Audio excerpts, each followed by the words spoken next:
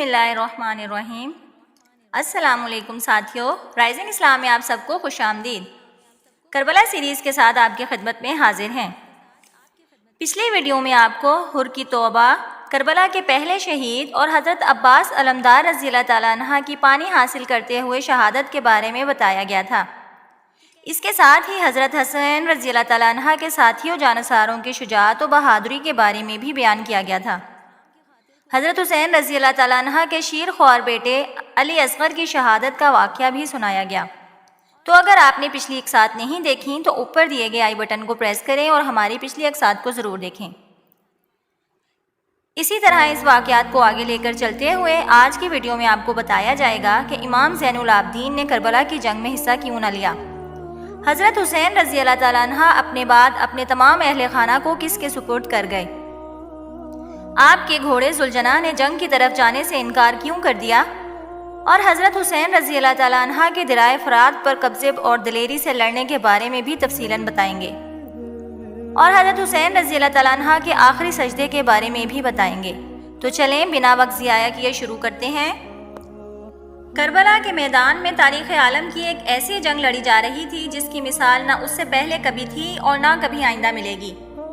جانثاران اہل بیت اور خاندان رسالت کے تمام نفوس قدسیہ حضرت امام حسین رضی اللہ تعالیٰ عنہ کی آنکھوں کے سامنے یک کے بعد دیگرے داد شجاعت دیتے ہوئے خاک و خون میں مل چکے تھے۔ سب کچھ کھو چکا تھا۔ اب کوئی ایسا نہ تھا جو اسلام کی سربلندی اور دشمنان اہل بیت کی سرکوبی کے لیے میدان کارزار میں نکلتا۔ امام عالی مقام خیام اہل بیت سے الوداع ہو کر بدن مبارک پر قبائے خز مصری اور سر اقدس پر نانائے پاک کا امامہ باندھ کر حضرت حمزہ رضی اللہ تعالیٰ عنہ کی ڈھال پشت پر لگا کر سواری کے ساتھ چل پڑے۔ مستورات عفت مآب جن پر کوہ غم ٹوٹا ہوا تھا اور اب علی اصغر کی شہادت کا سن کر ان کے ہوش اڑ چکے تھے، وہ گھبرا کر خیمے سے باہر نکل آئیں تو آپ نے ان کی یہ بے قراری دیکھ کر فرمایا، حسب المتین، یعنی صبر کو لازم پکڑو، یہ کہا اور گھوڑے کے قریب آ گئے۔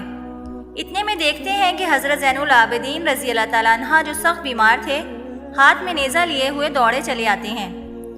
امام عالی مقام کے قریب آ کر اجازت طلب کرنا چاہتے ہی تھے کہ قدم لڑکھڑا گئے اور نیچے گر پڑے۔ کچھ وقفے کے بعد جب ہوش آیا تو دست بستہ ہو کر والد ماجد سے عرض کرنے لگے، پیارے ابا جان، ابھی میں زندہ ہوں، اپنی موجودگی میں آپ کو میدان کارزار میں کبھی نہ جانے دوں گا۔ میں اگرچہ بیمار ہوں تاہم آپ مجھے ان لعینوں سے مقابلے کی اجازت دیں تاکہ بیماری کی حالت میں بھی ان بدبختوں کو ہاشمی خون کے جوہر دکھاؤں۔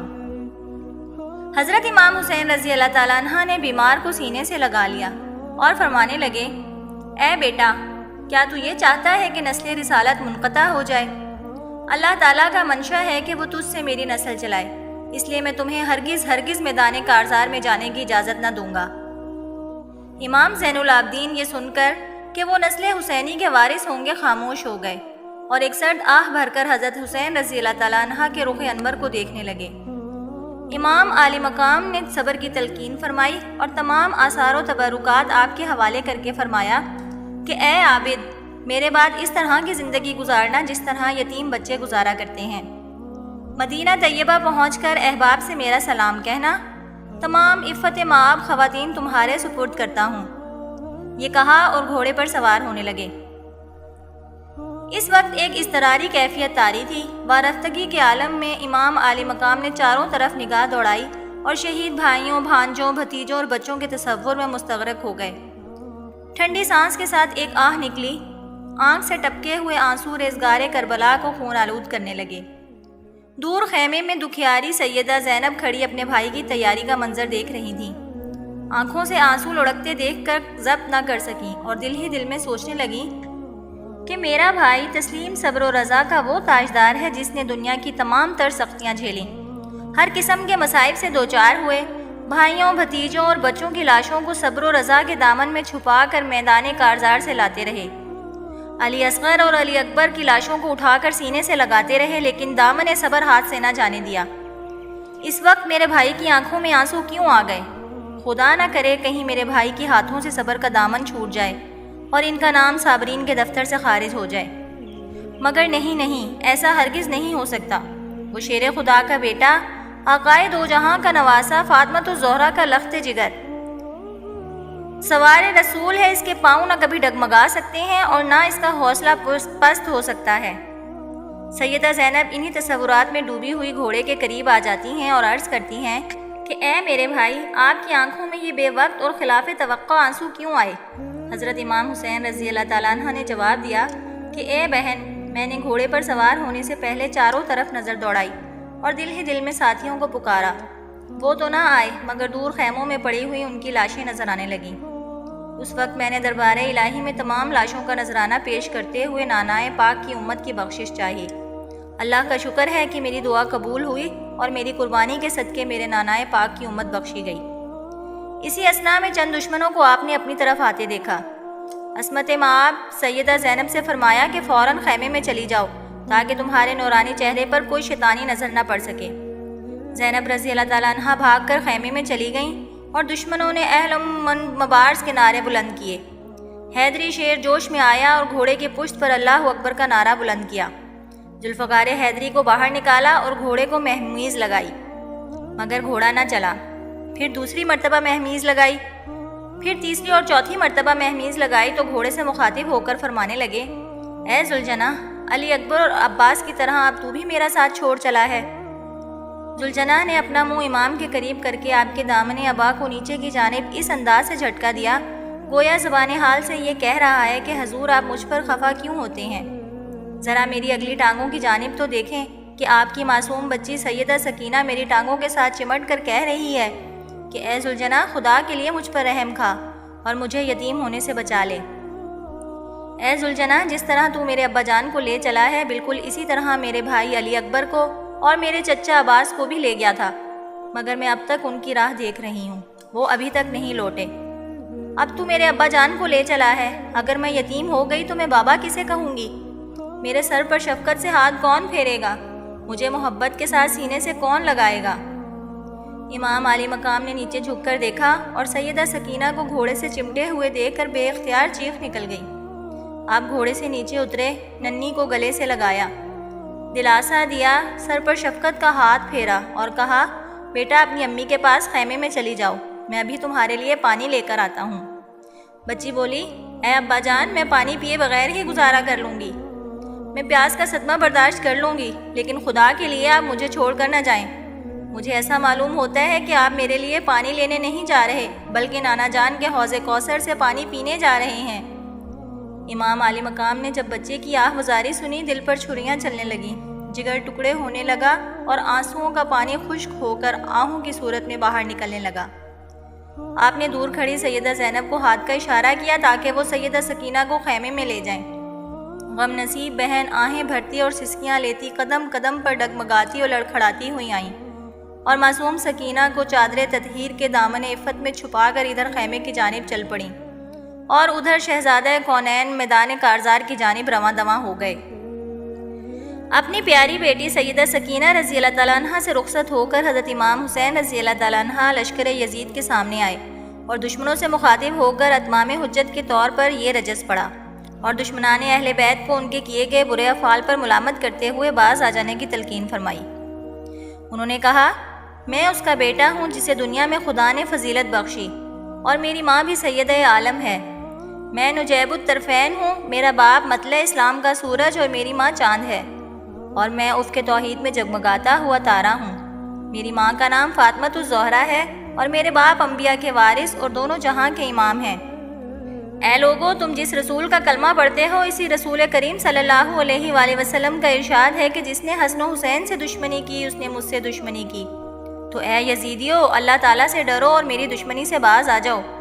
اگر اللہ تعالیٰ اور رسول کریم صلی اللہ علیہ وآلہ وسلم پر واقعی ایمان رکھتے ہو تو سوچو اس پروردگار عالم کو کیا جواب دو گے اور رسول کریم صلی اللہ علیہ وآلہ وسلم کو کیا منہ دکھاؤ گے؟ بے وفاؤ، تم نے مجھے خط بھیج کر بلایا اور جب میں یہاں آیا تو تم نے میرے ساتھ ایسا برا سلوک کیا کہ مظالم کی انتہا کر دی۔ ظالموں، تم نے میرے بیٹوں، بھائیوں اور بھتیجوں کو خان و خوب میں تڑپایا، چمن زہرا کے پھولوں کو کاٹ ڈالا اور میرے تمام ساتھیوں کو شہید کر دیا، اور اب تم میرے خون کے پیاسے ہو۔ ایک روایت میں ہے کہ آپ نے فرمایا کہ اے ظالموں، میں یہاں اپنی مرضی سے آیا ہوں یا تم نے مجھے مجبور کر کے بلایا ہے؟ اوہ کوفیو، تم نے بے وفائی کا وہ مظاہرہ کیا ہے جس میں چشم فلک تا قیامت تک یاد رکھے گی۔ تم نے مجھے یہاں دھوکے سے بلا کر مرکز رسالت کی ایک ایک تصویر چن چن کر مٹا دی ہے۔ مجھے اس کا کوئی غم نہیں۔ دیکھو، میں اب بھی شوق شہادت سے سرشار ہوں۔ مجھے دنیا کی کوئی حاجت نہیں، آرام و راحت کی کوئی آرزو نہیں۔ اب بھی میں تمہیں کہہ دیتا ہوں کہ ابھی تلافی معافی کا وقت باقی ہے۔ حق کے راستے پر گامزن ہو جاؤ۔ باب رحمت وسیع ہے اور توبہ کا دروازہ کھلا ہوا ہے۔ اور اگر کچھ نہیں تو کم از کم مجھے پہچانو کہ میں کون ہوں۔ میں ساقی کوثر کا نواسا ہوں، علی کا بیٹا ہوں اور فاطمہ کا جگر گوشہ ہوں۔ ذرا ایک نظر میری جانب اٹھا کر تو دیکھو، شاید مجھ میں تمہیں کسی کی جھلک نظر آ جائے۔ لیکن لوگوں کے ذہن معاف ہو چکے تھے۔ خدا ہی جانتا ہے کہ یہ لوگ کس مٹی کے بنے ہوئے تھے، کس قسم کے انسان تھے، کس نمرود و فرعون سے رشتہ جوڑے ہوئے تھے کہ سمن بکمن امیوم کی پوری تفسیر بنے ہوئے سامنے کھڑے تھے، جیسے انہوں نے کچھ سنا ہی نہیں۔ مگر امام عالی مقام کی تقریر سن کر لشکر یزید کے بہت سے لوگ متاثر بھی ہوئے اور ان کی آنکھوں میں آنسو بھی آ گئے، مگر شمر لعین اور عمرو بن سعد جیسے بدبختوں پر کچھ اثر نہ ہوا، بلکہ جب انہوں نے دیکھا کہ بہت سے لشکری امام عالی مقام رضی اللہ تعالیٰ عنہ کی باتوں سے متاثر ہو رہے ہیں تو انہوں نے حضرت امام رضی اللہ تعالیٰ عنہ سے کہا، آپ یا تو یزید کی بیعت کر لیں یا جنگ کے لیے تیار ہو جائیں، اس کے علاوہ ہم اور کچھ نہیں سننا چاہتے۔ امام حسین رضی اللہ تعالیٰ عنہ نے فرمایا، ظالموں، مجھے اچھی طرح معلوم ہے کہ تمہارے دلوں پر شقاوت و بدبختی کی مہر لگ چکی ہے اور تمہاری غیرت ایمانی مردہ ہو چکی ہے، مگر میں نے یہ تقریر صرف اتمام حجت کے لیے کی تاکہ تم یہ نہ کہہ سکو کہ ہم نے حق اور امام حق کو نہیں پہچانا۔ الحمدللہ، میں نے تمہارا یہ عذر ختم کر دیا۔ اب جہاں تک یزید کی بیعت کا سوال ہے تو یہ تو ہرگز مجھ سے نہیں ہو سکتا کہ میں باطل کے سامنے سر جھکا دوں۔ امام عالی مقام نے جب یہ دیکھا کہ میں اتمام حجت تو کر چکا ہوں مگر یہ لوگ اپنے لیے جہنم کا دروازہ کھولنے پر کمر بستہ ہو چکے ہیں تو آپ نے چاروں طرف نگاہ دوڑائی۔ کیا دیکھتے ہیں کہ کمانداروں نے کمانیں سنبھال رکھی ہیں، نیزے، بھالے اور تلواریں اس انداز سے چمک رہی ہیں کہ ان کی چمک سے نگاہیں خیرہ ہوئی جاتی ہیں۔ اچانک ایک جانب سے تیروں کی بوچھاڑ شروع ہو گئی۔ دشمن آپ کی جانب حملہ آور ہو کر بڑھنے لگے۔ اس وقت خون حیدری جوش میں آیا اور ذوالفقار حیدری نیام سے باہر نکلی۔ پھر کیا تھا؟ حیدر کرار کے بیٹے سردار انبیاء کے نواسے کے وار کو کون روکتا؟ شام کے مطلق العنان تیر انداز موت کے حلقے میں گھر گئے، چلے کمانوں سے گرنے لگے۔ شمشیر حیدری کی برش سے آنکھیں خیرہ ہوئیں۔ فرزند رسول کے حملے سے زمین تھرا رہی تھی۔ دہشت سے نیر اعظم نے آنکھیں بند کر لیں۔ شیر خدا کے زخم خوردہ بپھرے ہوئے شیر کا وار کون روک سکتا تھا؟ کسی کا سر اڑ گیا تو کسی کے بازو کٹ گئے، کسی کے 2 ٹکڑے ہوئے تو کوئی گھوڑے سمیت کٹ گرا۔ جس طرف جاتے صفیں الٹ کر رکھ دیتے۔ دشمنان دین کی زبانوں پر حیدر کرار کی دہائی تھی۔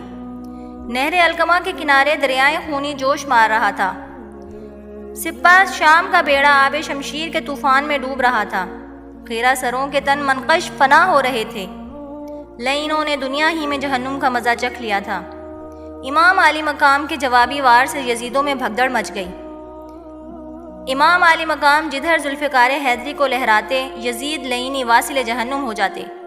صفوں کی صفیں الٹ گئیں، ابتری پھیل گئی اور ایک شور برپا ہوا، ایک ہیبت طاری ہو گئی۔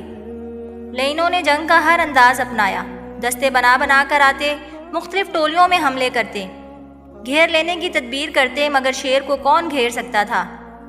جو بڑھا پارا پارا ہو کر گرا، جو آیا بچ کر نہ گیا۔ چھکے چھوٹ گئے اور دانت کھٹے ہو گئے، حواس جاتے رہے، ہمتیں پست ہو گئیں۔ بڑے بڑے نامور جرنیل جی چرانے لگے اور منہ چھپا کر بھاگنے لگے۔ ان کے دل کے ارمان دل ہی میں رہ گئے۔ آپ کبھی میمنہ پر جا پڑتے اور کبھی میسرہ پر، اور کبھی قلب میں گھس جاتے۔ ہر آن ابن سعد کو ڈھونڈتے تھے، شمر لعین کا کھوج لگاتے، ابن نمیر کی تلاش کرتے، مگر وہ پہلے ہی سے بدحواس پھر رہے تھے۔ آپ نے میدان جنگ خالی دیکھ کر سوچا کہ میں نہر فرات پر قبضہ کر لوں تاکہ ان ملونوں کو یہ کہنے کی جرت نہ رہے کہ حسین رضی اللہ تعالیٰ عنہ کے بازو میں قبضے کی طاقت نہ تھی۔ آپ نے ان کا غرور خاک میں ملانے کے لیے گھوڑے کو مہمیوز لگائی اور ذوالجناح ہوا سے باتیں کرنے لگا۔ آپ نے نہر فرات پر قبضہ کر لیا۔ جب آپ نے چلو بھر پانی اٹھایا، تشنگی کی بےتابی سے نڈھال ہو کر پانی پینے ہی والے تھے کہ معصوم اصغر کی پیاسی صورت نظر آئی۔ علی اکبر کی تشنگی یاد آنے لگی۔ آپ کا ہاتھ کانپ گیا، پانی نیچے گر پڑا۔ اس وقت آپ نے گھوڑے کی باگ ڈیلی چھوڑ دی اور اشارہ کرتے ہوئے گھوڑے سے کہا، اے گھوڑے، تو بھی میرے ساتھ کئی روز سے پیاسا ہے، ابھی مجھے تجھ سے بہت کام لینا ہے، اس لیے تو ہی پانی پی لے۔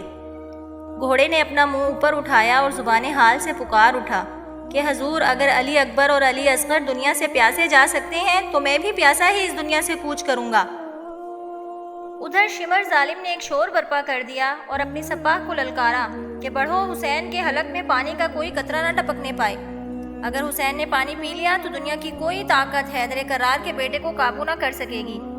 مگر کسی شقی کی جرت نہ ہوئی کہ آگے بڑھتا۔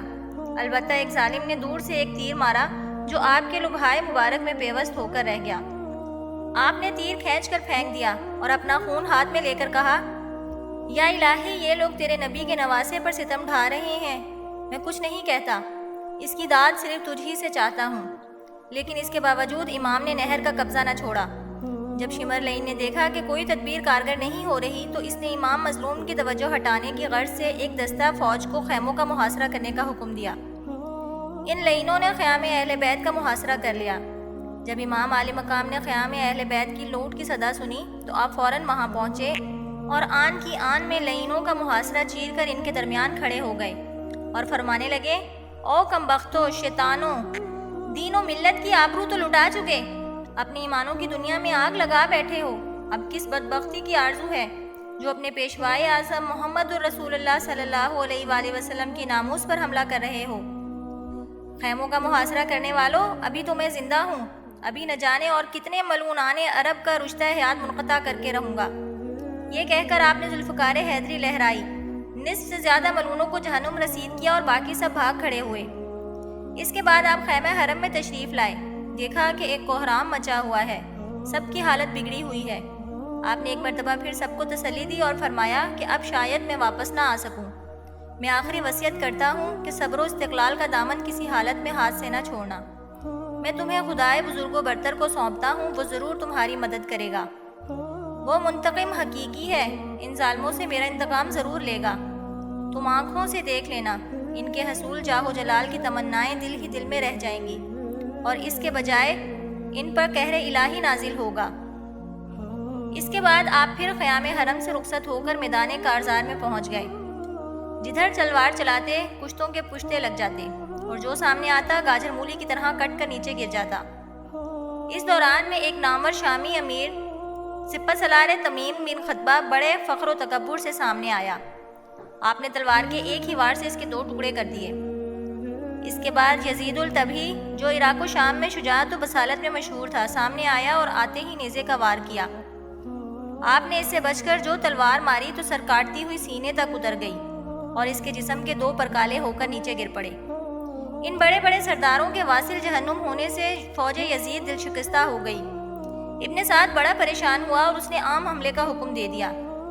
چاروں طرف سے آپ پر شدید حملہ شروع ہو گیا، ایک طرف ہزاروں اشقیاء اور دوسری طرف فقط امام عالی مقام۔ 15,000 تیر انداز تھے جو برابر تیروں کی بارش کیے جا رہے تھے۔ 40,000 اشقیاء نیزے لے کر زور آزمائی کے لیے آ گئے تھے اور جو تلواروں والے تھے وہ تو شمار سے باہر تھے۔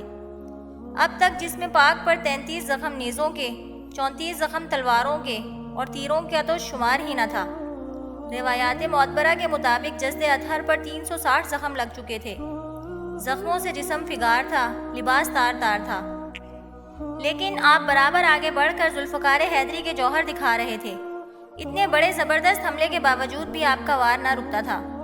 جرأت حسینی اور بصالت مصطفی دیکھ کر فرشتے حیران تھے اور حوریں انگشت بدنداں تھیں کہ آج ابن حیدر کا وار روکنے والا کوئی نہیں، آج ابو تراب اس زمین کا ورق الٹ کر رکھ دے گا۔ لیکن چونکہ آپ رحمت للعالمین کے نواسے تھے، جب آپ نے دیکھا کہ بازوئے حسینی اور ذوالفقار حیدری کا مقابلہ تو کوئی نہیں کر سکتا اور اگر میں اسی طرح تلوار لہراتا رہا تو یہ سارے کے سارے مٹ جائیں گے، آپ کو ان پر رحم آ گیا اور ان کی لاشوں کے ڈھیر دیکھ کر تلوار چلانا بند کر دیا اور گھوڑے کی پشت پر قضا و قدر کا نظارہ کرنے لگے۔ اقلیم صبر و رضا کا تاجدار، دوش پیغمبر کا شاہ سوار، اب راہی ملک عدم ہونے کو تیار تھا۔ کمر ٹوٹ چکی تھی، صبر کی عنان ہاتھ سے چھوٹ چکی تھی، جسم مبارک زخموں سے چور ہو چکا تھا کہ اچانک زرہ بن تمیمی ملعون آیا اور ظالم نے بائیں شانہ مبارک پر ایک کاری ضرب لگائی۔ ایک ملعون نابکار ظالم نے ایک تیر ایسا تاک کر مارا کہ جو آپ کی پیشانی مبارک میں پیوست ہو گیا، جس کتاب نہ لاتے ہوئے آپ گھوڑے سے زمین پر آ رہے۔ یہ منظر دیکھ کر شمر پکارا، مبارک ہو، حسین ابن علی گھوڑے سے نیچے گر پڑا ہے۔ فرشتوں نے آواز دی، ارے ظالم، حسین بن علی نہیں گرا بلکہ عرش کا تارا ٹوٹ کر زمین پر گر گیا ہے۔ سنان بن انس شقی ازلی آگے بڑھا اور سینہ اقدس پر اس زور سے نیزہ مارا جو جسم اقدس کو چیرتا ہوا زمین میں پیوست ہو گیا۔ اشقیاء نے آپ کے گرد گھیرا ڈال لیا اور امام مظلوم پر وار کرنے لگے۔ شمر ظالم آگے بڑھا اور سینہ مبارک پر چڑھ بیٹھا۔ امام عالی مقام نے آنکھ کھولی اور پوچھا، تو کون ہے؟ بولا، میں شمر ذی الجوشن ہوں اور سر لینے آیا ہوں۔ آپ نے فرمایا، اپنی چھاتی سے ذرا قمیض اٹھا، کیونکہ رات خواب میں مجھے نانا پاک نے بتایا کہ اے حسین، کل بوقت نماز جمعہ تو میرے پاس ہوگا اور تیرا قاتل مبروس ابلک کتا ہوگا۔ جب شمر نے قمیض اٹھائی تو آپ نے برس کے داغ دیکھے تو فرمایا کہ میرے نانا جان نے سچ فرمایا۔ امام عالی مقام نے فرمایا، اے شمر، آج کون سا دن ہے؟ کہنے لگا، جمعۃ المبارک ہے اور یوم عاشورہ ہے۔ فرمایا، اور شمر لعین، تمہیں شرم نہیں آتی کہ علماء اس وقت میرے نانا کے منبر پر خطبہ دے رہے ہیں اور تو اس کے سینے پر چڑھ بیٹھا ہے جس کو نانا پاک چوما کرتے تھے اور بوسے دیا کرتے تھے؟ تو اس حلق پر تلوار پھیرنا چاہتا ہے۔ مجھے دکھائی دے رہا ہے کہ میرے داہنی طرف حضرت زکریا علیہ السلام کی روح اور میرے بائیں طرف حضرت یحییٰ علیہ السلام کی روح کھڑی ہے۔ اے شمر، میرے سینے سے پرے ہو جا تاکہ میں آخری وقت میں نماز ادا کر لوں۔ شمر لعین نے نماز پڑھنے کی مہلت دے دی۔ آپ کو وضو کا خیال آیا مگر پانی کہاں سے دستیاب ہوگا؟ چنانچہ آپ نے تیمم فرمایا اور نماز پڑھنے لگے۔ جب سجدے میں گئے تو شمر لعین سے صبر نہ ہو سکا اور آپ پر وار کر کے آپ کو شہید کر دیا۔ آہ، افسوس، صد افسوس! نواسہ رسول، محبوب رسول صلی اللہ علیہ وآلہ وسلم کو اس بے دردی سے شہید کر دیا گیا کہ وہ پیاسے ہی اس دنیا سے رخصت ہو گئے۔ تو ساتھیوں، اس المناک داستان کا اختتام یہیں کرتے ہیں۔ اگلے واقعات انشاءاللہ جلد ہی آپ تک پہنچائیں گے۔ ہمارا مقصد مستند ذرائع سے تحقیق کر کے اسلامک ہسٹری آپ تک پہنچانا اور نیکیاں حاصل کرنا ہے۔ تو دوستو، اگر آپ محرم الحرام کے واقعات سننا چاہتے ہیں تو ہمارے چینل رائزنگ اسلام کے ساتھ جڑے رہیں۔ رائزنگ اسلام کو سبسکرائب کریں اور ساتھ بنے بیل آئیکن کو بھی پریس کریں تاکہ ہماری نئی آنے والی سبھی ویڈیوز آپ تک سب سے پہلے پہنچیں۔ جزاک اللہ۔ اللہ تعالیٰ آپ کا حامی و ناصر ہو، دعاؤں میں یاد رکھیے گا۔ ملتے ہیں پھر اگلی قسط میں۔ اللہ حافظ۔